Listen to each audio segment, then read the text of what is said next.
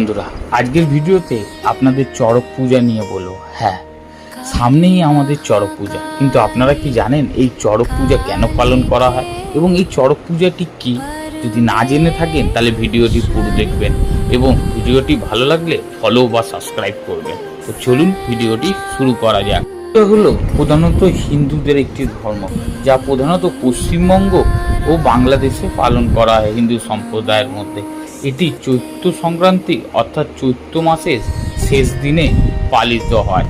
এই পুজোর কিছু বিশেষ বৈশিষ্ট্য আছে, যেমনি চড়ক পূজা মূলত মহাদেব বা শিবের উপাসনা। ভক্তরা বিশ্বাস করেন যে এই পুজোর মাধ্যমে মহাদেবকে তুষ্ট করা হয়। সারা বছরে যে সমস্ত পাপমোচন হয় ও মনোকামনা পূর্ণ হয় এই পুজোর জন্য।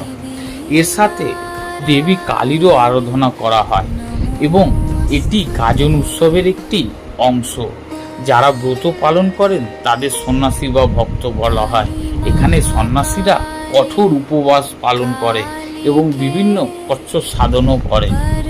এই পুজোতে আপনারা অনেকেই দেখেছেন যে মূল আকর্ষণ হচ্ছে একটি লম্বা কাঠ বা বাঁশ দিয়ে তৈরি চড়ক গাছ, যা সন্ন্যাসীরা পিঠে বড় বড় বড়শি বিঁধে ও শরীরের বিভিন্ন অংশে লোহার শালাকা বাঁধে এবং এই গাছের সঙ্গে দড়ি দিয়ে ঝুলে চক্রাকারে ঘরে।